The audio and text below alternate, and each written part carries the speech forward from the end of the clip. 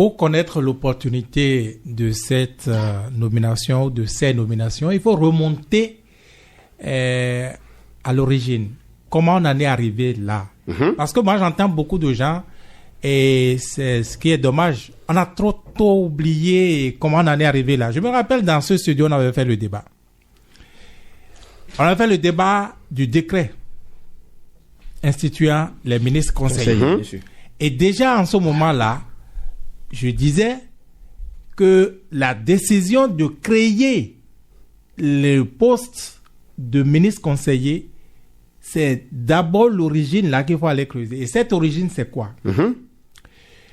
Les anciens députés de la 8e législature, c'est-à-dire la vague des Gbadamassi et Sedami et consort, comme dirait l'autre père à son âme. Non, ceux qui avaient échoué, c'est ça? Ceux qui avaient échoué. Ok. Qui ont dit, mais nous, on est toujours utiles. D'abord, c'est nous qui avons battu campagne, c'est nous qui sommes allés sur le terrain, c'est nous qu'on voit. On n'a pas de casquette officielle, mais on est toujours actifs. On vous a fait venir, on a renouvelé votre mandat. Nous, on n'est pas reçus. Vous êtes réélu chef de l'État. Mais vous avez cette manie-là d'abandonner les politiques qui vous ont élus et d'aller chercher des techniciens. D'aller chercher des gens, vous allez même en chercher ailleurs. Il disait à Patrice Talon. Et c'est là où ils ont décidé de corriger. Et comme solution, c'est comme ça que l'idée de ministre conseiller est née. Donc, ministre conseiller, ce n'est pas tout ce que j'entends Maurice préparer les discours politiques. Tout ça là, non. Kengi, à quoi, c'est la fin du marché africain. Donc, mais les mamans, même les mamans, ce n'est pas plus que ça. Et moi, pourquoi les Béninois oublient si vite? Vigile avancé, il n'y a pas plus ça, mais parce que parmi ceux qui ont été nommés, il y a certains qui occupent déjà des fonctions. Évidemment, j'en viens. Donc, l'origine, c'est ça. Je le dis et je le dis à la radio. Donc vous estimez que c'est pour partager le gâteau national. S'il y a gâteau national. Ce n'est que ça. La preuve. Mais, de vous à moi, ministre conseiller, il en existe ailleurs. Si le chef de l'État avait trouvé ou trouve de lui-même qu'il faut qu'il y ait des ministres conseillers pour accompagner son action, c'est qui est légitime. De vous à moi, dites-moi que c'est pas au début, dès le début qu'il aurait dit l'appareillage qu'il faut mettre en place, c'est et ministre conseiller et conseiller technique et tout le reste. Pourquoi c'est à la fin maintenant qu'il veut partir, qu'il sent le besoin de nommer des gens qui vont aller faire quoi? Aller porter discours, aller expliquer politique sectorielle, tout le reste. Donc c'est deux choses. Mamandou, Menadiadou, Miwa Mia Boayi Miton. Le second, c'est l'équipe de campagne. Et ça n'a pas été facile pour lui d'accoucher. Vous avez vu, le décret date de janvier 2024. L'accouchement était très difficile. Pour sortir finalement cette copie-là, vous comprenez tout le reste. Vous saisissez déjà tout le reste. Vous pensez qu'il a eu beaucoup de tractations? Mais écoutez, même ce qu'il évitait, parce que fondamentalement, il évitait de frustrer. Il voulait faire en sorte de pouvoir contenter la majorité, mais c'est maintenant qu'il a semé la frustration. Même ceux-là qui ont été nommés là, il y en a qui ne sont pas heureux. Il y en a qui ne sont pas heureux. Hormis des cas comme Gbadamassi. Quand vous prenez quelqu'un comme Gbadamassi, lui, vous sentez qu'il avait envie de cette casquette officielle là. Voilà quelqu'un qui tout le temps sort pour invectiver. Il est devenu chroniqueur sur la chaîne web de notre confrère Aboubakar Takou. C'est lui qui va insulter tout le monde. C'est lui qui va Parakou, dit qu'il aime Parakou plus que tout le monde et tout le reste. Il avait envie, et tout le monde le regarde et dit, mais attendez, les Guignols, c'est en Côte d'Ivoire, c'est en France. C'est quoi ce qui se passe là? Donc, il avait besoin de ça, Mais même ça, la nomination de Rachid Gbadamassi, allez à Parakou demander aux leaders du BR et de l'UP à Parakou. Aujourd'hui, est-ce qu'ils sont contents, même eux, qu'on ait donné cette casquette à Gbadamassi qui voyait mourir politiquement et qui se débattait, qui faisait tout pour se faire voir, pour rester en surface? et à qui on donne aujourd'hui cette casquette.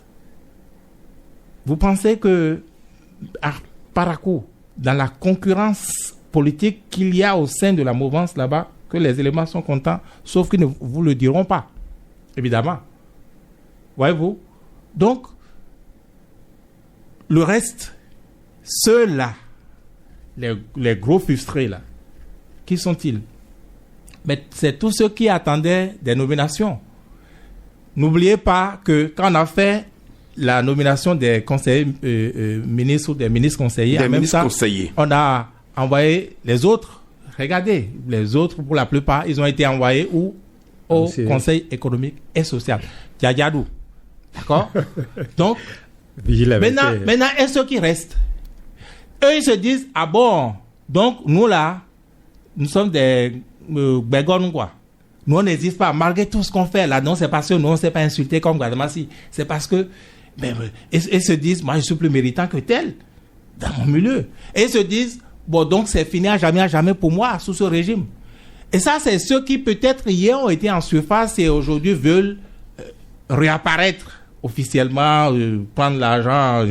Mais, et ces jeunes-là, qui, en toute sincérité, ont contribué à l'avènement de Patrice Talon, qui sont inconnus sur l'étendard et qui se disent, mais c'est les gros frustrés. C'est les plus gros frustrés. Donc, Patrice Talon... Donc, selon vous, les anciens barons sont toujours là? Évidemment. Les anciens barons, c'est-à-dire ceux qui sont nommés là. Ou bien vous parlez de qui? Et ceux qui étaient depuis longtemps dans le sérail politique, hein? Eh bien, bien sûr. D'abord, vous avez vu, c'est de la récupération. On a récupéré, recyclé tout ce qui était oublié. Vous avez vu, c'est eux qu'on a ramené, soit comme ministre conseiller ou au Conseil économique et social. Qu'est-ce que ces gens-là peuvent faire? De quoi sont-ils capables? Ils ne sont pas nommés pour faire quelque chose. Ce n'est pas ce qu'on attend d'eux. Tout ce qu'il faut éviter, tout ce que Patrice Talon voudrait éviter, et il a les moyens pour le faire, c'est qu'il ait des clashs que des royalistes pensent être plus royalistes que le roi. Je ne sais pas si vous me saisissez. Vous voulez dire que c'est pour éviter que ces gens-là tombent dans les bras de l'opposition? C'est pour ça? Oui, en partie. En partie parce que Patrice Talon sait que il est finissant, il a fini, mais il a 2026. Et plus que quiconque, vous l'avez entendu, Maurice l'a rappelé, il a dit qu'il aura son mot à dire.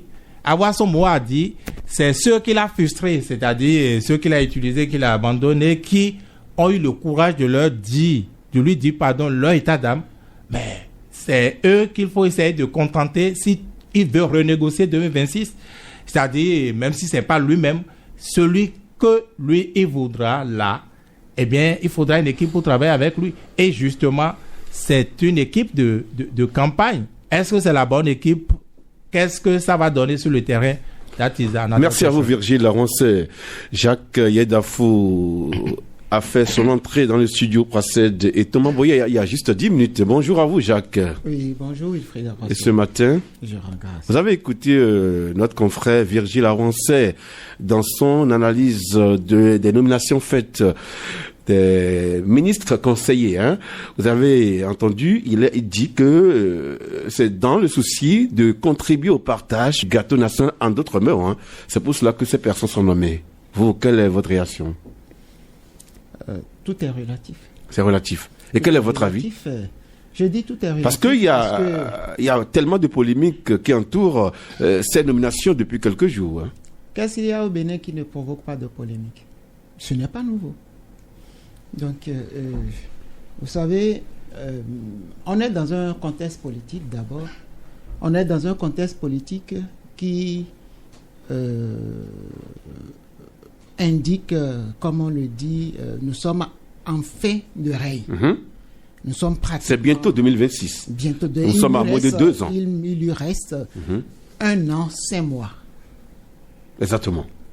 Donc, vous comprenez que avec les récriminations autour de lui, les plaintes, où certains se plaignent, pourquoi on pourrait avoir des gens qui ont été nommés depuis 2016 et qui n'ont pas bougé de leur poste? C'est-à-dire, la conception du Béninois, de la chose politique même, a fait que les gens pensent que dès que vous œuvrez pour que quelqu'un gagne le pouvoir, nécessairement, il va vous renvoyer le bâton. Il doit vous renvoyer l'ascenseur, c'est-à-dire vous promouvoir.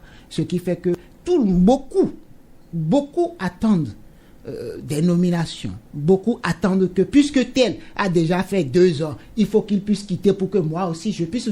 En fait, pour le Béninois, gagner les élections, c'est aller se faire une santé financière, c'est aller se faire voir, c'est pouvoir montrer que c'est... Mais la personne a dépensé ses sous naturellement. Bon, ça c'est un autre sujet, un autre débat. Et nous savons tous qu'au Bénin, c'est celui qui... c'est le leader qui dépense. Et tout le monde va lui tendre la Non, pas toujours. Moi, je connais des gens qui ont vendu des parcelles pour aller faire campagne. Après, c'est leur affaire. Hein, mais c'est leur affaire. Mais vous n'avez pas dit que c'est dessous. Ce n'est pas que le leader. La personne, celui-là qui a fait ça, il a un intérêt à le faire. Parce que quand vous prenez un candidat qui dit, moi, je mets 4 milliards sur la table pour ma candidature, qu'on lui dise après, moi, j'ai vendu ma parcelle pour... mais il y en a qui entretiennent la base. Et entretenir la base, c'est de l'argent. C'est pas forcément le leader qui va vous remettre de l'argent. C'est ce que je dis. La conception que nous avons de la chose politique a fait que nous nous mettons dans des engrenages. Des gens pensent que entretenir la base, c'est faire l'aumône. C'est leur conception. On ne peut pas leur reprocher cela. Et celui qui a l'habitude de faire l'aumône, comprenez que lui, il soit dans la dynamique que lorsque l'autre gagne, qu'il puisse venir aller prendre... Ça veut dire que celui-là, le jour où vous allez le nommer, ne vous étonnez pas qu'on parle de corruption. Vous pensez que Patrice Talon, que d'aucuns appelaient en son temps télécommande, lorsqu'il accompagnait des candidats, c'est pour les beaux yeux? C'était pour les beaux yeux? Je dis, on ne fait rien au hasard. Il n'a jamais rien fait au hasard. Et quand vous regardez vous comprenez que c'est tout à fait normal que les gens s'attendent à un retour. Dans toutes les démocraties au monde, les investisseurs, les hommes d'affaires ont toujours financé les politiques. Tous. L'exemple qu'on a vu récemment, c'est Elon Musk avec Donald Trump. Ce n'est pas qu'au Bénin que ça se fait. Nous n'avons rien inventé en réalité. Et l'homme d'affaires, quand il finance un homme politique, c'est pour que les lois qu'on va prendre ne gênent pas trop ses intérêts. Donc c'est pour ses intérêts. Il n'y a rien au hasard. Donc quelqu'un qui, comme on le dit, vend sa parcelle ou met en gage ses biens pour aller investir dans la politique, il a ses raisons. Maintenant, si vous le faites espérant une nomination et que ça ne vient pas, c'est vous qui perdez. C'est comme on le dit. Nous avons vu, hein, vous l'avez rappelé, où Patrice Talon, à l'époque, homme d'affaires, il a pratiquement financé tous les candidats. Sachant bien que c'est un seul qui va gagner. Il a financé presque tous. Donc, ceux qu'il a financés qui ont échoué, il va faire quoi d'eux? C'est aussi ça. Donc, c'est un risque qu'on prend quand on décide d'aller financer. Et finalement, lorsqu'on vous nomme, à quelques mois de la fin du mandat, oui, c'est quand même qu'il vous souvienne que une bouffée d'oxygène. Qu'il vous souvienne que j'ai déjà dit dans ce studio que 2025 est une année préélectorale. Et que c'est une année fortement politique. Et lorsque un système en fin de mandat, c'est-à-dire qui veut travailler à une transition interne, ou je ne vais pas dire transition, à une transmission du pouvoir à l'interne, et donc un système qui ne voudrait pas que le pouvoir lui échappe, donc aille dans les mains de l'opposition, va mettre en place les stratégies et va prendre les options qu'il juge indispensables pour conserver. C'est ce que fait Patrice Talon. C'est exactement cela. C'est exactement cela. Et 2025, ceux qui disent ce sera une année purement ceux qui politique. disent que les personnages qui ont été nommés, c'est pour éviter, c'est pour diminuer la vague des frustrations, ces gens n'ont pas tort. La vague des frustrés. Bon, c'est un angle d'analyse de la chose. C'est un angle d'analyse de la chose. Moi, je perçois la chose plutôt sur l'angle qui sont les gens les plus audibles au sein de la mouvance quand il s'agit d'aller affronter les autres, quand il s'agit de prendre la parole pour exprimer son opinion avec conviction et autres. C'est à ceux-là d'abord on choisit de donner les moyens. Donc Patrice Talon récompense ces gens-là. Moi, je ne vois pas récompense. Qu'est-ce que vous voyez? Mais je vois plutôt une option de on met les gens, on leur met les moyens à la disposition pour qu'ils aillent sur le terrain politique et travaillent pour la reconquête du pouvoir.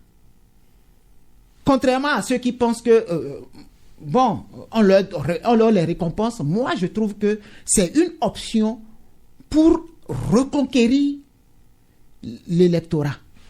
Si vous allez voir des gens qui sont en difficulté dans des localités données, on leur redonne de la visibilité. Ce n'est pas anodin. Un Badamassi que beaucoup estiment que c'est fini, et puis bon, un Kenyan Houndé qui n'est plus du tout visible sur le terrain, on le sort. Et pendant qu'on sort Kenyan Houndé, on voit son rival de tous les jours, un serviteur qui a fait truc. Donc, il faut voir l'option de comment faire pour conserver le pouvoir. Et c'est des gens en qui on a confiance d'abord, parce qu'on ne nomme pas n'importe qui. C'est des gens en qui on a confiance d'abord qu'on choisit. Et qu'ils vous souviennent, en 2016, quand, entre les deux tours, dès que Patrice Talon, le candidat, a été déclaré deuxième, au lieu d'aller négocier directement avec le troisième, qu'est-ce qu'il avait fait? Il a fait l'option d'aller négocier avec les caciques, avec les têtes de pont qui soutiennent celui-là d'abord. Et c'est en essayant d'assurer que tous ceux-là, en essayant d'assurer le soutien de ceux-là, qu'il a finalement décidé d'aller voir le troisième. Il avait déjà pris les têtes de pont de ce troisième-là. Donc Badamassi, dont quand je prends un certain Janvier Yahouidéou, ainsi de suite, il avait négocié d'abord avec ceux-là. Il n'est pas allé négocier directement avec le troisième. C'est après avoir négocié avec ceux-là et obtenu leur soutien qu'il est allé vers le troisième. Merci Jacques. Alors Maurice, à vous écouter, c'est 2026 qui se joue ainsi, hein? Oui, 2026. Et Patrice Talon est en train de mettre en place petitement son équipe de campagne, même s'il n'est pas partant. Bien sûr, mais la question que je me pose, est-ce que le casting va porter? Parce que quand vous prenez quelqu'un comme Badamassi, Vigile l'a rappelé, je pense que mon confrère Jacques Manassé aussi est revenu sur ça. Badamassi, au niveau de sa circonscription électorale, la 8e circonscription, quelle est aujourd'hui sa relation avec sa base? De quel poids pèse-t-il encore, c'est ça, hein? Bien sûr. Quel discours Badamassi peut aujourd'hui tenir? Et ce discours va passer au niveau de sa circonscription électorale. La base sera avec lui. C'est la question qu'il faut se poser. Vous avez des doutes à ce niveau? J'ai beaucoup de doutes. Mais quand même, il ose affronter. Mais Wilfried Awasso, venir affronter sur les écrans, il ose défendre les actions du chef de l'État, Patrice Talon.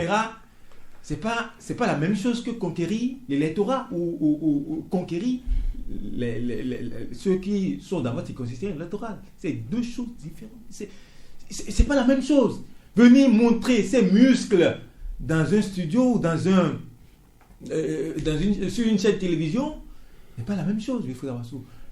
Moi, aujourd'hui, avec tout le discours que Badamassi a tenu, je me demande comment il pourra vraiment impacter ces gens-là. Est-ce que vous n'allez pas trop vite en besogne?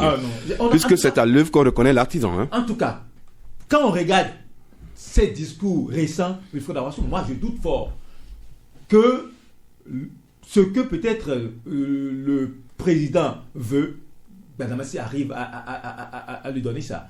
C'est pas fini. Hein. Prenez dans la 16e séquence, non, la 15e. 15e, oui. Là, quand je prends l'honorable, député, l'ancienne députée.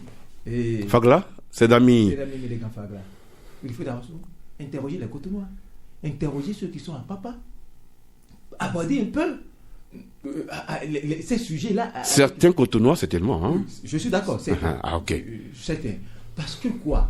Est-ce que le vrai discours politique, parce que c'est moi je me. Mais on l'a entendu, on l'a vu lors de la reddition des comptes. Hein, c'est toujours. Elle a battu bec et ongle.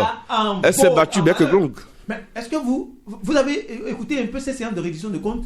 Vous avez vu comment, quand certaines personnalités prennent la parole, comment elles sont huées? Ou bien vous oubliez ça, Wilfried Awassou? C'est toujours dans ce Cotonou que ça s'est passé. Hein? Et je dis, quel discours politique. Donc le profit de certains vous gêne, c'est ça? Moi, ça me gêne. Ça me gêne. On peut mettre certains, on peut mettre d'autres. Et ces personnalités-là vont les accompagner. Parce que le discours politique qu'il faut aujourd'hui, moi, je ne vois pas ce discours.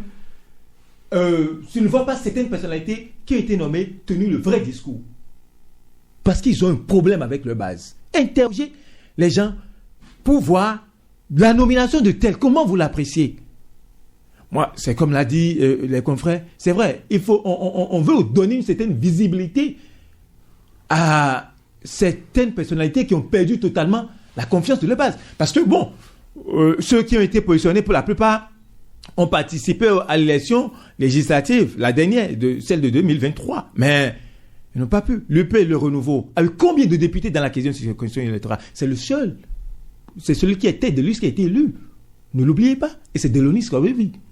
Mais bien avant 2016, en 2019, ce n'était pas ça le score. Même si on va me dire qu'en 2019, l'opposition n'a pas participé aux élections.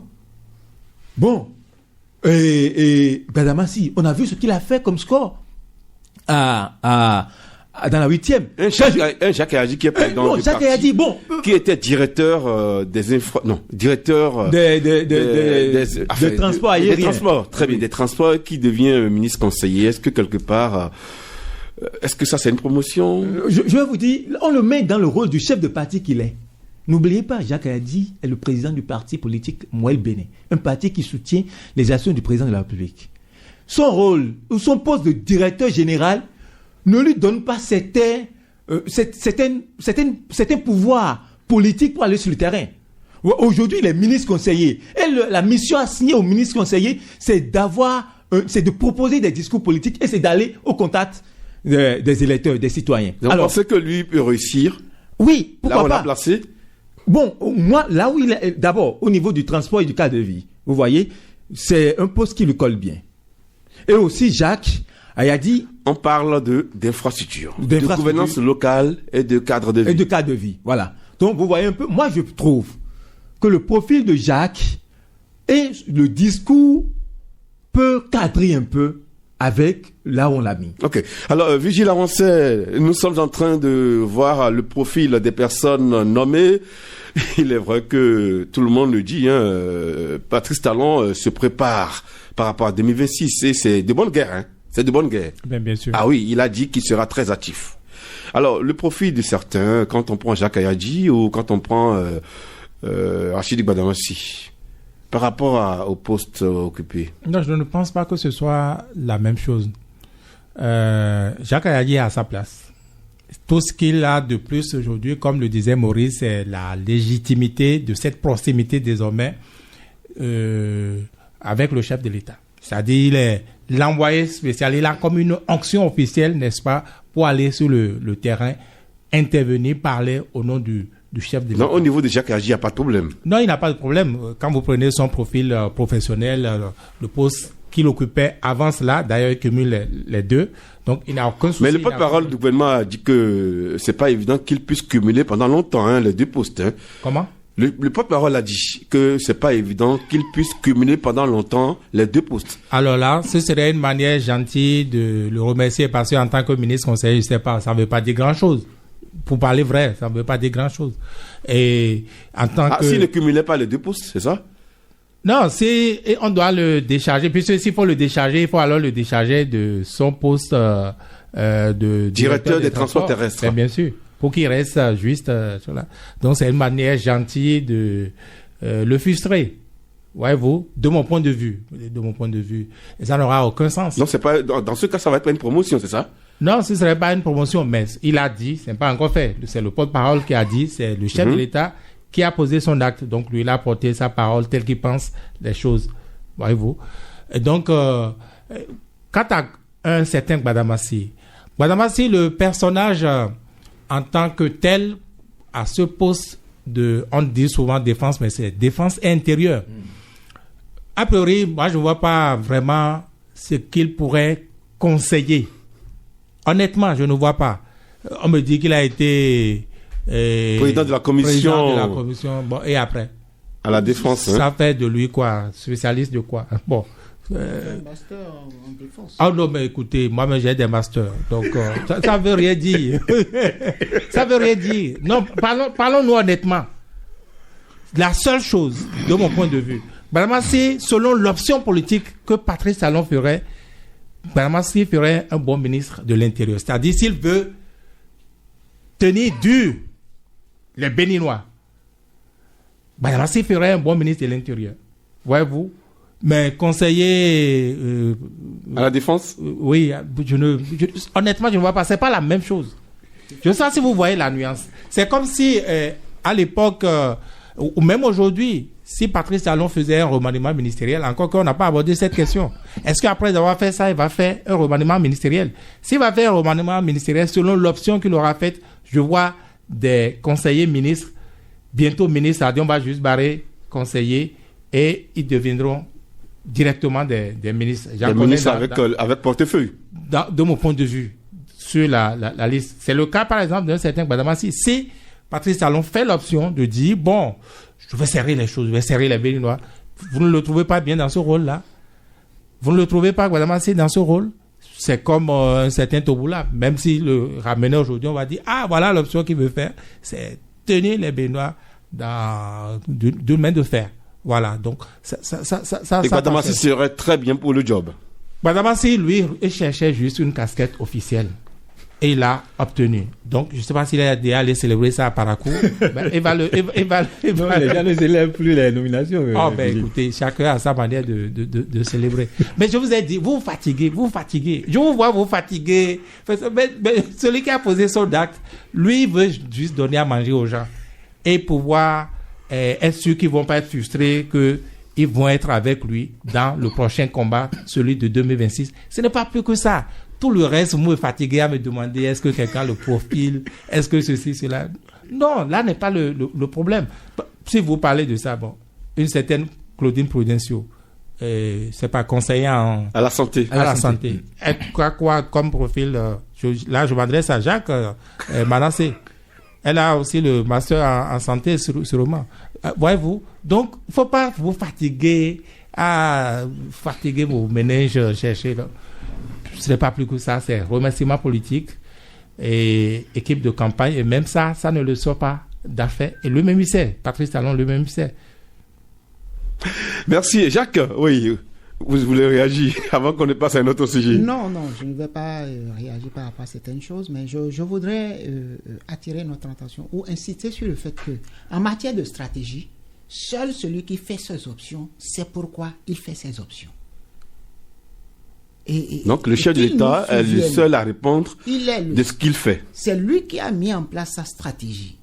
C'est lui qui a des objectifs stratégiques à atteindre. Et il a choisi les personnes qu'il estime avoir le profil qu'il souhaite pour leur confier des missions spécifiques. C'est stratégique. Je crois que c'est ce que je viens de dire aussi. Je dis de ne pas se fatiguer à chercher. Et en matière d'options stratégiques, lorsque vous ne maîtrisez pas la stratégie, vous ne maîtrisez pas la vision qui entoure cette stratégie et autres, ce n'est même pas la peine de chercher à... Puis moi j'ai écouté les gens, tout le monde... Bon, c'est vrai, les frustrés qui veulent manger, à qui on n'a pas donné à manger, c'est normal qu'ils trouvent que bon, est-ce que c'est les autres seuls qui vont manger et tout, mais qu'ils n'oublient pas qu'on est en 2000. 2025, sinon on est presque au seuil de 2025 et que 2025 est une année préélectorale. Donc, toutes les stratégies politiques pour la reconquête du pouvoir doivent être mises en place. Et c'est dans cette optique que moi, je vois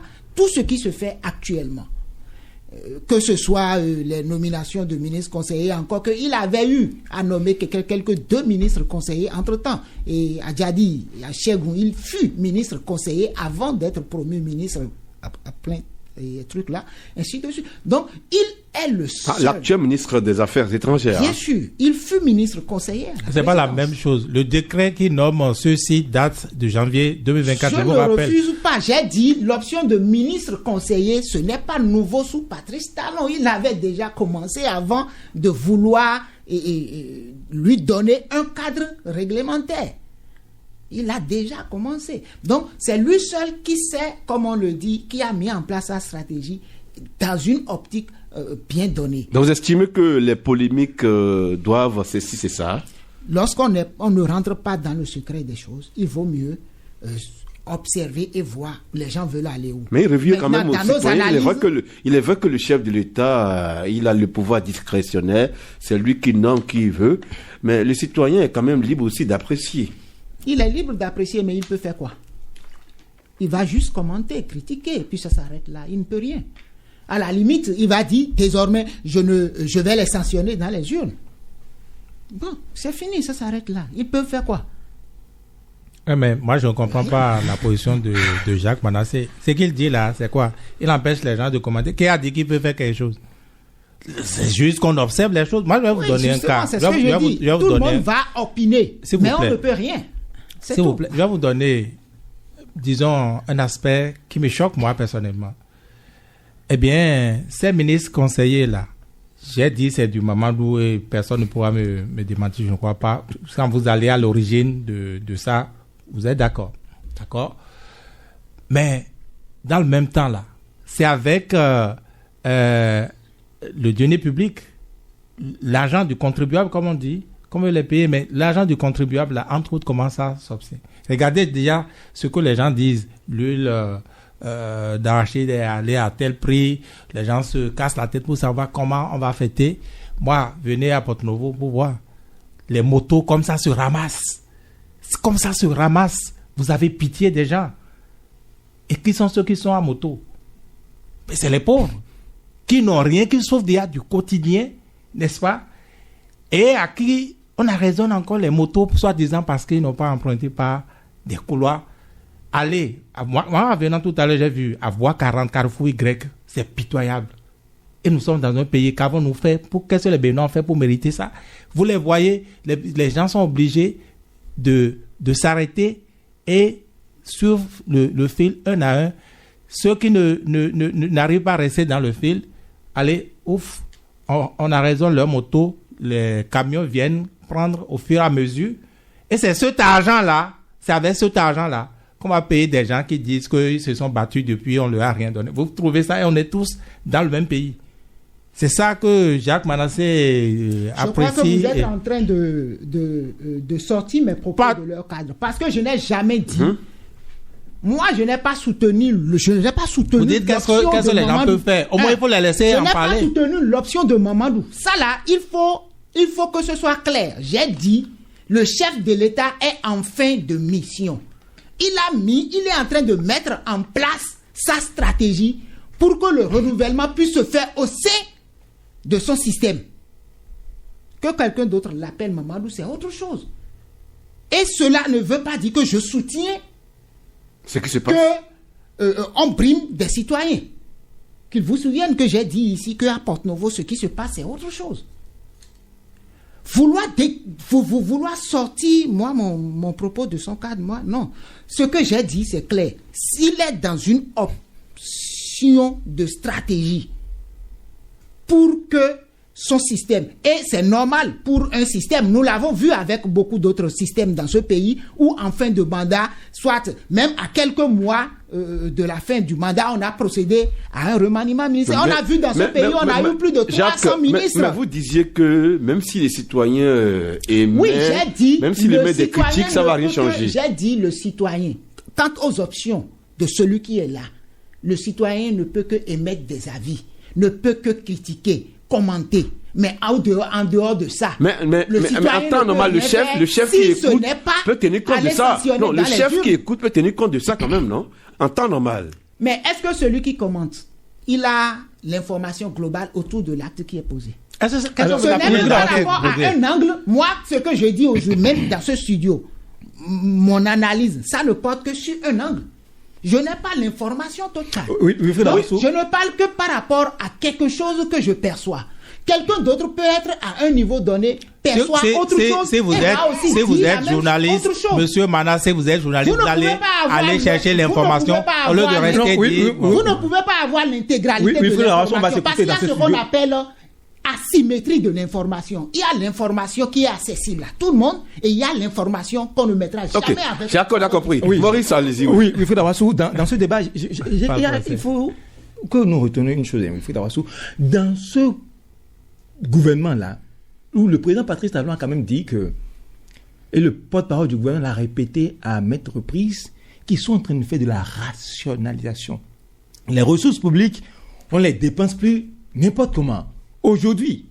Mais quelle est l'opportunité? Parce que quand on parle de ministre conseiller, il doit certainement avoir peut-être un véhicule, des indemnités, peut-être un garde-corps.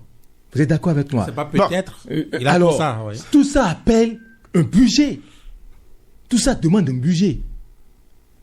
Et ce que je n'explique pas, la pensée de mon aîné ou de mon confrère, et Vigile Awansé qui disait tout à l'heure que les deniers publics. Mais c'est ça ce qu'il faut voir aussi. Est-ce que nous nous demandons... Il n'y a pas trop de charges que nous sommes en train de créer aujourd'hui. Il n'y a pas trop de charges que nous sommes en train de créer. Vous estimez que le citoyen a tout le droit de se prononcer? Bien sûr, parce que si aujourd'hui on crée trop de charges au niveau de l'État qui appellent à beaucoup dépenser et qu'on sait que ce que nous allons utiliser, c'est chez ces citoyens-là, l'impôt que les citoyens vont payer, l'impôt, c'est dans ces impôts-là qu'on va payer ces personnalités, Wilfried Awassou. À des moments donnés, on peut se demander si c'est opportun de nommer X ou Y. Si on peut... C'est normal qu'on se pose cette question-là. Le chef qui dirige doit aussi écouter les citoyens pour voir s'il faut continuer ce qu'il est en train de faire ou s'il faut s'arrêter. Parce que si vous ne tenez pas compte de l'avis des citoyens, vous irez droit dans le mur. Mais c'est ça aussi ce que nous devons, en tant que journalistes, nous devons comprendre. C'est vrai. Si le chef a envie de nommer un tentampion à un niveau donné, il est libre de le faire parce que c'est à lui qu'on a confié le pays. Mais à un moment donné, on peut s'arrêter et lui demander, ou on peut dire, mais même si vous avez le pouvoir, même si vous êtes libre de poser tel acte, aujourd'hui, avec ce que nous vivons là, non, l'acte là n'est pas opportun. Mais c'est aussi ça, Wilfried Awassou. C'est notre rôle de le dire.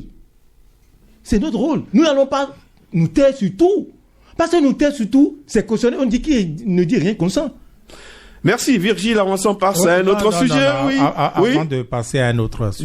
D'accord. On veut vous écouter. Hein? Oui. Vous avez entendu ce que Maurice a dit. Moi, je n'ai plus rien à ajouter du moins. Mais Jacques disait tout à l'heure, ils vont juste commenter et s'ils ne sont pas contents, ils vont aller voter contre, ils vont aller dans les urnes sanctionner. Mais même les urnes, comment ça se passe aujourd'hui?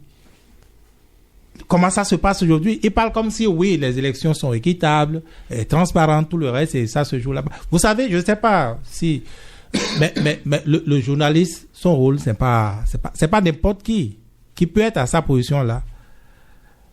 Et il ne va pas rester là à dire que les informations vont venir à lui et que lui, il parle selon ce qu'il voit seulement, tout le reste. Et même si... Mais au moins, il circule. Il discute avec les Béninois. Il a le retour de l'action que les autres posent là-haut. Et il peut en parler. Il peut analyser et leur donner sa position, donner l'opinion, n'est-ce pas, qui ressort de ces actions-là. C'est son rôle. Moi, des gens qui ont des positions comme ça, c'est vrai, chacun a le choix, libre d'avoir son opinion, mais ils font partie du problème également. Ils n'aident pas celui qu'ils croient défendre. Des problèmes? Bien sûr. Wilfried. Mais c'est quand même son point de vue. Non? Bien sûr, j'ai commencé à dire que chacun est libre de son point de vue. Mais quand vous êtes journaliste, vous aidez à éclairer. S'il te plaît, Wilfried. Jacques, oui. Je ne voulais pas réagir, mais il m'a directement indexé, donc je suis obligé je ne voudrais pas que ce soit une discussion entre lui et moi, mais je voudrais attirer son attention sur le fait que j'ai bien dit, et ça là, il faut que les auditeurs comprennent. J'ai dit, il y a ce qu'on appelle asymétrie de l'information. Qu'est-ce que vous appelez asymétrie de l'information? Monsieur, laissez-moi. Il y a ce qu'on appelle asymétrie de l'information. Il y a l'information réelle qu'on met à la disposition, que vous pouvez avoir. Mais dans un acte, il y a les non-dits. Il y a les non-dits d'une stratégie. Et ici, les non-dits, c'est quoi? Les non-dits, d'après vous, c'est quoi? Et c'est pour cela qu'en toute chose, il y a ce qu'on appelle la veille informationnelle, la veille stratégique. Pour chaque fois, voir ce que l'autre est en train de faire, l'analyser selon les informations recoupées. Oui. Et c'est même pourquoi parfois les gens vont espionner pour prendre la vraie information à partir de ça. D'accord, on vous a compris, Jacques. Oui, quand on prend les nominations qui sont faites... Ici, le débat. Donnez-moi, vous parlez des non-dits. Est-ce qu'il y a un non-dit? Oui, dites-moi, quel est ce non-dit-là ici? Tout à l'heure, je vous ai dit, quand on regarde le contexte et qu'on se réfère au fait que 2025, c'est une année purement politique, c'est évident que le système qui est en train de finir puisse mettre en place des stratégies pour montrer ce qu'il est en train de faire. De la même façon, et j'ai rappelé qu'on a vu ici dans ce même pays des gens qui ont des centaines de conseillers, même si on ne les a pas appelés conseillers, ministres conseillers, qui ont eu des centaines de conseillers, même plus. Mais ceux-là servaient à quoi? C'est politique. Et l'acte qui est politique, on ne peut que, au-delà du fait que ce pourquoi on les a nommés, on sait le reste. Si on n'a pas l'information réelle, on ne peut que apprécier. Maintenant, on n'est pas là pour dire maintenant quel impact, puisque le sujet ce n'est pas quel impact ces nominations pourraient avoir sur nos finances. Ce n'est pas ça. Si c'était ça, on allait opiner sur ça et j'allais donner mon point de vue sur cela. Jacques, donc, merci. Merci à vous, Jacques. Merci. Il y a un angle, et nous avons l'obligation de rester dans l'angle et dans le sujet. Alors, je vous pose une autre question. On peut passer à un autre sujet. Jacques, restez avec nous. Quand on dit qu'on est opposant, qu'est-ce que ça représente dans une démocratie? D'abord, être opposant. Dans une démocratie, selon moi, l'opposant, c'est quelqu'un qui ne partage pas forcément les mêmes visions, les mêmes orientations que celui qui est là. Okay. C'est-à-dire, c'est quelqu'un qui... celui qui a le pouvoir, c'est ça, hein? C'est un groupe. C'est un groupe. C'est chez nous, ici, qu'on parle beaucoup plus d'opposants. Sinon, quand dans les grandes démocraties, vous allez voir, on va dire la gauche, la droite. Parce qu'il s'agit de courant, il s'agit de pensée politique, il s'agit d'idéologie. Mais en Afrique, vous vous demandez, est-ce que les politiques, ils partagent réellement des idéologies? Est-ce que celui-là... On est là, soit on est avec le pouvoir, soit on est contre le pouvoir. Je prends l'exemple de quelqu'un qui ne partage certainement pas les mêmes opinions que vous. Ok, est-ce qu'il est opposant? Et qui vous apporte des suggestions pour permettre de vous améliorer? Il n'est pas forcément opposant. C'est pour cela que je dis, au-delà des opinions, c'est une question d'idéologie. Nous pouvons tous être socialistes et faire partie de courants différents de socialisme.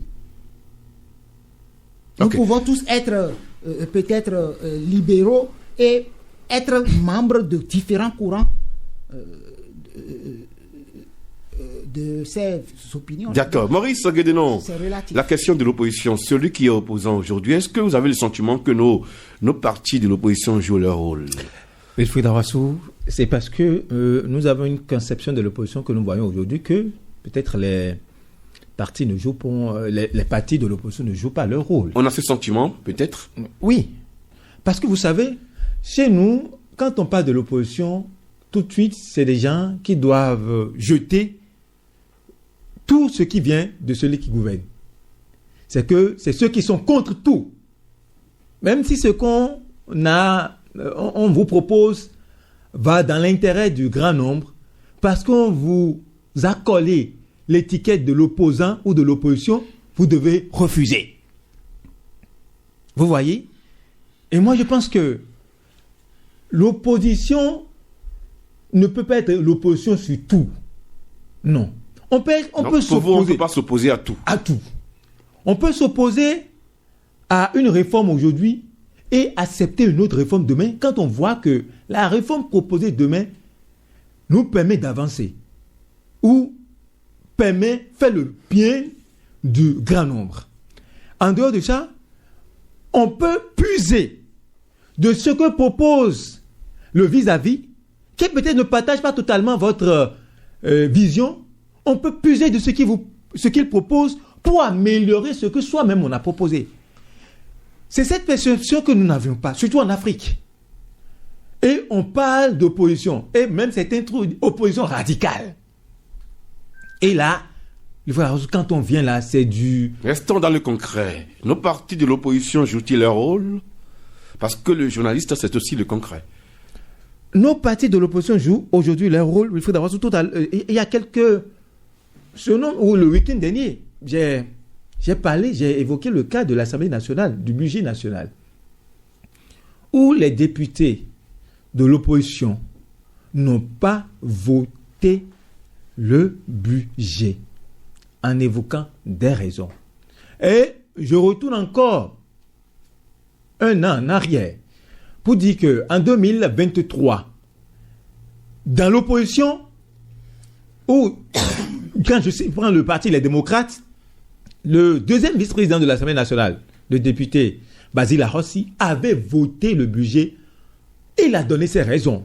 Il a été critiqué pour dire non, il est membre d'un groupe politique, il devrait suivre la ligne de son groupe. Et c'est ça que moi, je ne suis pas d'accord. En disant, quand vous me posez la question, est-ce que l'opposition joue son rôle? Pour moi, ce n'est pas en rejetant tout qu'on joue le rôle de l'opposant ou de l'opposition. Non. C'est en corrigeant ou en demandant qu'on corrige des choses dans ce qui est proposé qu'on joue le rôle. Maintenant, c'est ce que vous avez demandé qu'on corrige. Si on corrige cela, vous avez l'obligation, parce que vos aspirations sont prises en compte, de voter. Moi, je ne dirais pas s'ils font le jeu, s'ils jouent leur rôle, s'ils ne le jouent pas. Si eux comprennent que le rôle de l'opposant, ce n'est pas de tout jeter, alors s'ils le jouent comme ça, on va dire qu'ils jouent leur rôle. Mais si ils veulent tout voter contre tout, aujourd'hui, comme on le voit, moi, je vais peut-être dire qu'ils ne jouent pas le rôle qui est le rôle de l'opposition. Virgile Arancet, êtes-vous fier de l'opposition de notre pays, les opposants, la façon dont ils se comportent, surtout que nous avons en ligne de mire 2026, hein? Nos opposants, comme vous dites aujourd'hui, ils ne connaissent pas le job. Ils ne connaissent pas le job. Ils ne savent même pas... Vous n'êtes pas trop sévère? Non, quelle sévérité. Ils ne connaissent pas. D'abord, il faut aller à l'essence. C'est qui l'opposition aujourd'hui? Qui sont ceux qui composent l'opposition là? Ce sont les anciens FCBE, je dis, les courriers quoi, de Boni Yahi, n'est-ce pas? Qui ont fait 10 ans avec Boni Yahi, qui sont venus jouir du pouvoir avec Boni Yahi, qui n'ont pas fait une école d'opposition. Eux, ils sont restés dans la jouissance du pouvoir et ils ont perdu le pouvoir en 2016, c'est-à-dire leur candidat, Lionel Zinsou, a échoué. Donc, ils sont mécaniquement passés dans l'opposition. Donc, ils ne connaissaient rien de l'opposition, ils n'ont pas été élaborés à ça. C'est eux la majorité, n'est-ce pas? Quand on parle des démocrates aujourd'hui. Donc, après, il y a quelques affluents qui s'y sont ajoutés. Donc, ils ne connaissent pas le job. Et vous voyez vous avez parlé de l'Assemblée nationale tout à l'heure. Qu'est-ce qui a changé entre la 8e et la 9e législature? Ce qui a changé, c'est qu'il y a des opposants, soi-disant, à l'Assemblée nationale. Mais est-ce que vous les entendez? Vous les voyez dans une scène politique comme le Bénin. Mais l'Assemblée, c'est la plus grande tribune politique. Ils en usent. En temps, on avait la chance, quand je dis on, c'est tous les Béninois, d'avoir les débats au Parlement retransmis en direct. Ils avaient même fait ce bonheur-là de retransmettre ça sur Canal+, n'est-ce pas? Et c'était une belle tribune qui saisissait comme le politique béninois, il aime se faire voir à la télé, parler, faire du one-man show comme certains en ont fait et cela a valu des nominations maintenant là. Donc, subitement, les retransmissions cessaient. Ce qui est un grave préjudice, aussi bien pour eux, politiques, que pour les Béninois. Les Béninois ont le droit de savoir ce qui se passe au Parlement. Et ceux qui ont pensé ériger une radio là-bas, ils n'ont pas du tout mal fait. Ceux qui ont pensé ériger une télévision n'ont pas du tout mal fait. Mais les choses se sont arrêtées et ils savent... Donc il faut réclamer les débats parlementaires. Mais il faut réclamer. Mais vous les avez jamais vus sur ça, par exemple. Alors que c'est quelqu'un qui est resté là-bas, un géant des géants, pour dire arrêtez-moi tout ça là. Et ils le savent. C'est pas un sujet dont Qui a demandé qu'on arrête? Je dis qu'un géant. Vous voulez que je dise quoi ici? Ah bon? Ah ben oui, vous avez compris quand je vous vois apprendre ce teint-là. Ah, je ne suis pas informé. Non. Ben, écoutez, donc, puisque vous ne croyez pas, regardez ce travail que faisait Louis Vlavonou par rapport, disons, aux médias du Parlement. Ce qu'il a fait, il a amélioré la radio, il s'est concentré maintenant sur la télévision. Vous pensez que quand on est dans ce élan-là, que soi-même on peut tout arrêter brusquement comme ça? C'est question de bon sens. Vous pensez que ça peut s'arrêter comme ça? Hein? Non, dites-moi, Wilfried, c'est vrai que c'est vous qui posez les questions. Vous pensez que ça peut s'arrêter comme ça? Et puis on a dit panne, officiellement panne, mais panne depuis combien de mois? C'est quelle panne? Ils n'ont pas réparé. Et au lieu de réclamer ça, ces députés, ils sont là, chacun... Bon, c'est ça ce qu'on a aujourd'hui au Bénin. Mais vous les voyez, on dit budget. Pourquoi vous n'avez pas voté le budget? Moi, je ne les ai pas vus convaincants. Quand on dit que c'est parce qu'on a tué quelqu'un à Parakou, qu'est-ce que ça a à voir avec le budget? Honnêtement. Alors que quand on a tué... Ils ont parlé de la liberté d'expression. Mais qu'est-ce que ça a à voir avec le budget, vous et moi? Ça n'a rien à voir avec le budget. Honnêtement. Et pourtant, il doit y avoir des choses pertinentes. Parce que le budget, c'est l'essentiel pour un pouvoir. Mais c'est l'essentiel. Donc, c'est eux qui doivent pouvoir expliquer à l'opinion, n'est-ce pas? Et même si on a arrêté les chaînes comment dit-on, de l'Assemblée, là. Mais il y a tellement de tribunes aujourd'hui. WhatsApp, Facebook, TikTok, ils sont sur le terrain. Et là, les autres, les médias qui veulent bien les recevoir. Ce sont des paresseux. Ce sont des paresseux. Quand vous regardez, vous parlez de 2026, vous dites, mais Patrick Talon va quitter pour qui? Voilà des gens, rien, nada. Vous dites que je suis sévère. Bon, peut-être un peu. Parce que, après, ce n'est pas eux le problème en entier. Celui qui refuse la compétition, qui fait tout, c'est en réalité lui le vrai problème. Quand on me dit stratégie, met en place stratégie. Oh, quelle stratégie? Dans tous les autres pays, je suis d'accord. Quand tu veux partir, c'est légitime que tu penses que quelqu'un de ton camp va te remplacer. Mais ça doit être légitime, ça doit être loyal. Le jeu doit être équitable. Moi, je ne vais pas dans un match de football, alors qu'on sait que c'est 11 contre 11. Moi, je me taille 17. Et je dis, toi, viens avec tes 11, on va jouer. Vous trouvez que c'est normal? C'est pas ça aujourd'hui, dans le système où vous pouvez avoir sous. Votre corps ne vous dit pas que c'est ça, même si vous ne pouvez pas répondre. Mais c'est ça. Et on appelle ça stratégie. C'est stratégie, ça, on est toujours en démocratie. Et on dit, vous allez commenter seulement, vous allez souffrir, et vous ne pouvez rien faire aller dans les urnes. Mais dans les urnes, c'est déjà scellé aussi. Mais les Béninois sont pas... Il n'y a pas d'autres qui sont plus béninois que les autres. Et c'est nous, les journalistes, qui devons dire ça. Parce que nous, on n'appartient ni à l'opposition, ni à la mouvance. On est là pour les sans-voix. Je vous ai parlé de ceux qui souffrent à Porto-Novo. Je ne sais même pas pourquoi. Ça, c'est nous qui devons le dire. Si nous ne le disons pas, je ne sais même pas combien de gens, à combien on les intéresse pour qu'ils viennent. Je ne sais pas. C'est pas possible.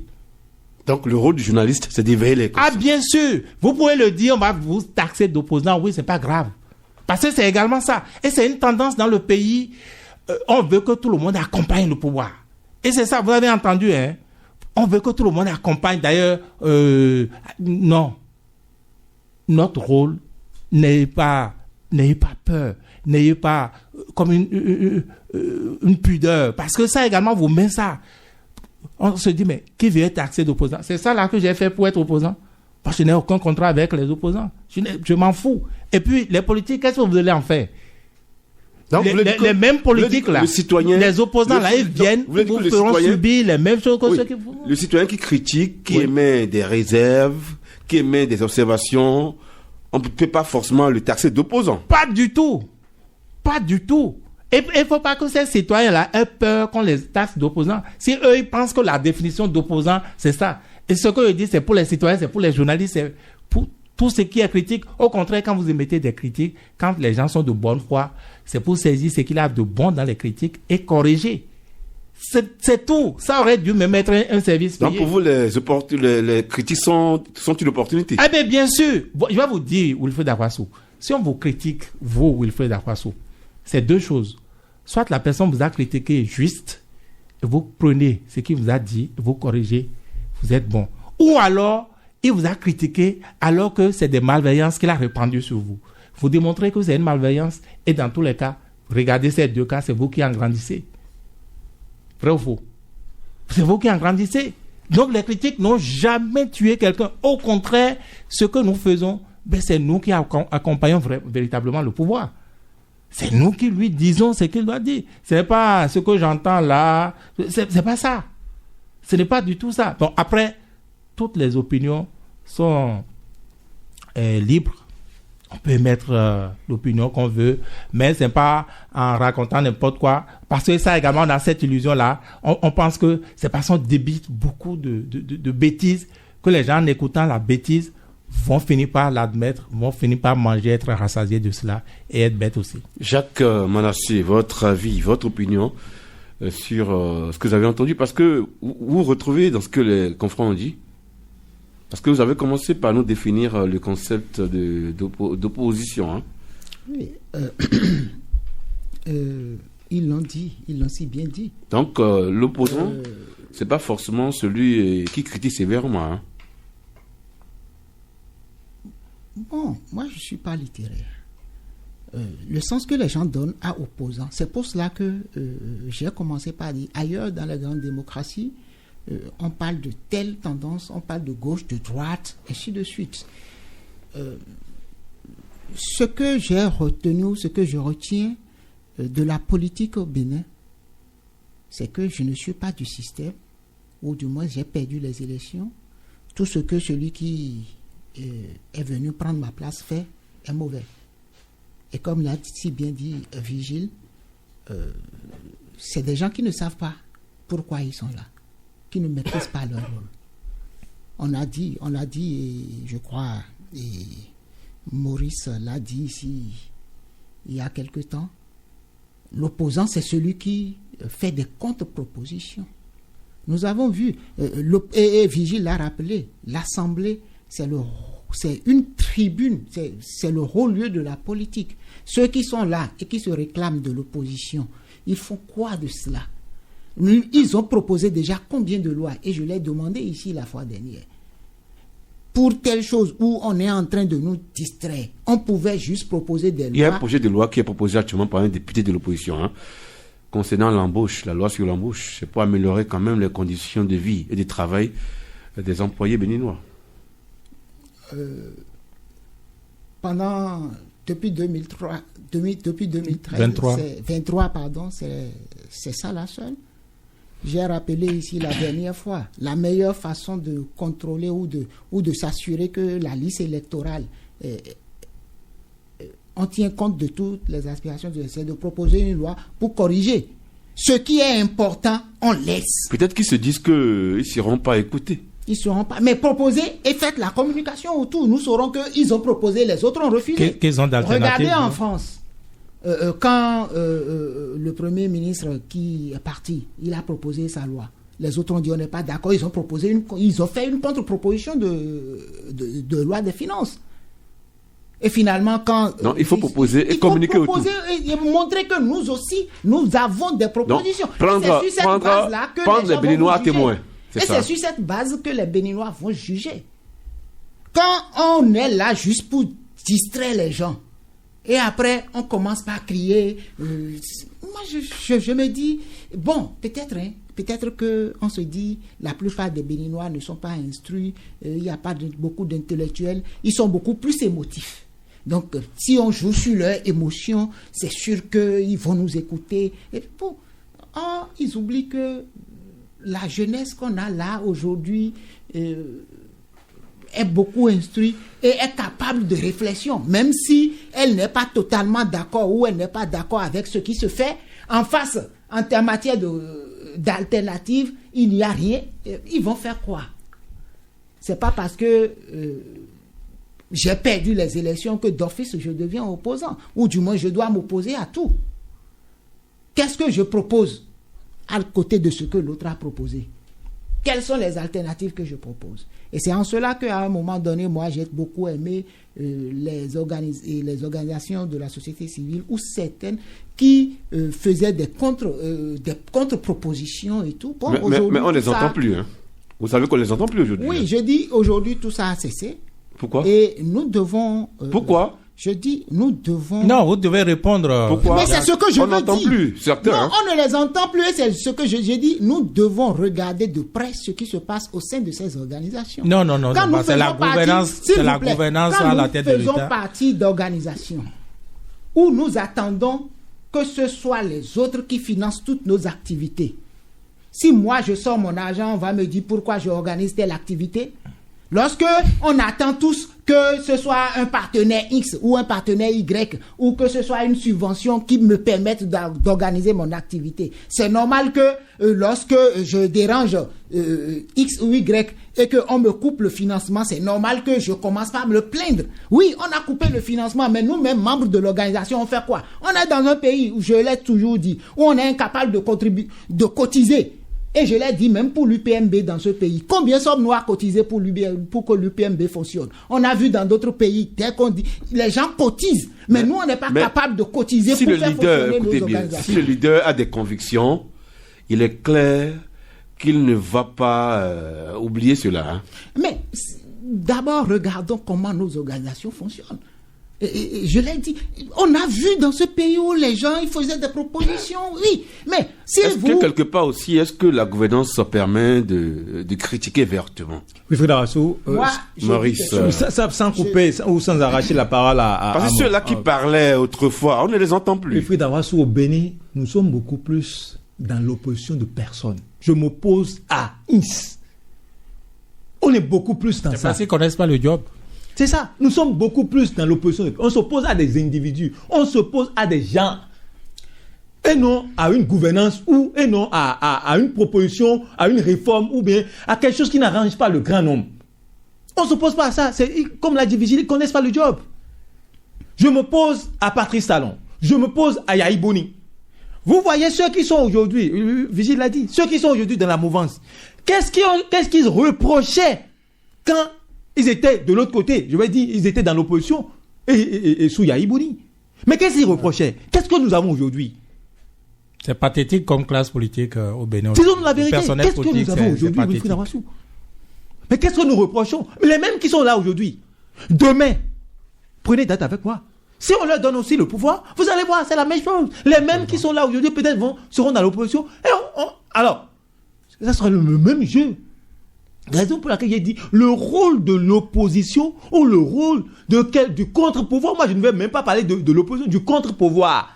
Mais ou de vis-à-vis. Cher ami, ce que vous aviez proposé, je ne suis pas d'accord. Je ne veux pas ça. Ou si on faisait de cette manière-là, ça va arranger plus. Parce que tel que vous l'avez proposé, peut-être ça arrange 10 personnes. Alors que si vous tenez compte de mes observations, ça peut arranger 15 personnes.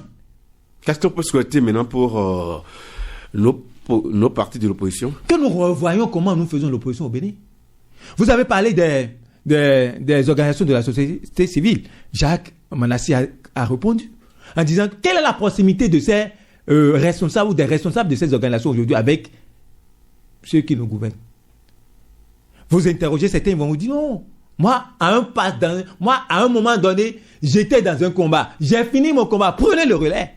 Vous parlez de qui? Non, j'ai juste donné l'exemple. Ils ont eu le pas. Bon, en tout cas, moi, je ne parlerai pas de pas. Ils sont biberons. Donc, que d'autres personnes prennent le relais. Wilfried Awaso, mais dans quel combat sommes-nous? Qu'est-ce que nous voulons pour nos concitoyens, nos frères et sœurs? Est-ce que, parce qu'aujourd'hui, je ne suis pas, comme on aime le dire, je ne suis pas proche de la marmite, je vais crier, vociférer, passer sur les médias, quand on me fait appel, pas comme l'a dit Vigile, on fait du mamandou. Comme je suis là aussi, bon, alors, même si je vois ce qui se passe n'est pas bien, je me tais. Est-ce que c'est ça? Merci. Quand nous sommes là pour les concitoyens, il faut penser aux citoyens si que vous nous permettez, sommes. si vous avez dit à la classe, moi je vais dire ceci aux démocrates. Virgile? Je vais dire ceci aux démocrates là. Ils pensent que bon, Patrice Talon fait beaucoup d'erreurs, il est impopulaire et tout, et que ça suffit, que Boni Yayi quand il sort, il a du monde, tout le reste. Mais ce qu'ils oublient, mais le même Boni Yayi, on l'a vu gérer ici au Bénin hier. Même si les Béninois, en ayant vu ce qui se passe aujourd'hui, préfèrent encore la gouvernance de Boni Yayi, eh bien, ils se disent, mais en dehors de ce qu'on ne va pas être autant matraqué, on ne va pas être autant essoré, tout le reste, les Béninois qui réfléchissent disent, mais tout n'était pas rose dans son temps. C'est quoi? Quelle leçon il a tiré de sa gouvernance et qu'est-ce qu'il propose aujourd'hui comme alternative? Et c'est ça ce qu'il manque aujourd'hui de faire. Et c'est en ça qu'il ne constitue pas, aux yeux de beaucoup, une alternative non plus. Ce qui est bien dommage parce que... Qu'est-ce qu'il propose? Pardon? Qu'est-ce qu'il propose en fait? Exactement. Qu'est-ce qu'il propose? Et quand vous apportez des réponses qui tombent à côté de la bonne réponse, les Béninois se disent non, on n'y est pas. On n'y est pas. Et cela ne justifie pas, par ailleurs, un système comme le système actuel tel que vous entendez, les Béninois ne savent pas ce qui est bon pour eux, on va le leur imposer. On n'est plus en démocratie, on n'impose pas. C'est pourquoi les règles doivent être équitables, les règles électorales doivent être équitables, c'est-à-dire tout le monde doit avoir presque les mêmes chances en face de ces règles. On ne va pas tailler un code électoral wahala, comme disent les syndicalistes désormais, n'est-ce pas? Et on sait déjà que à peu près, bon, à l'issue de ça, ça va être un chaos. Ce n'est bon pour personne. C'est pas une gouvernance qui assure, n'est-ce pas, un pays pacifique, alors que toute gouvernance doit quand même aspirer à cela. Parce qu'on gère pour les hommes, on dirige tout ce qu'on fait de beau, les routes, c'est quand même pour les humains. N'est-ce pas? Voilà. Oui. Cher ami Jacques. Je voudrais attirer l'attention des Béninois sur quand même un prototype. Il y a Sakak Saleh. Noureddine, vous voulez dire? Quand vous l'observez, il était dans le système. Mais cela ne l'a pas empêché de donner des avis qui ne vont pas toujours dans le sens de ce... Il a quitté. Et même de sa position actuelle, il critique. Mais quand il critique, et c'est ce qui est bien, il fait toujours des propositions à côté. C'est cela, une opposition. C'est-à-dire, je ne suis pas d'accord, mais voici une proposition.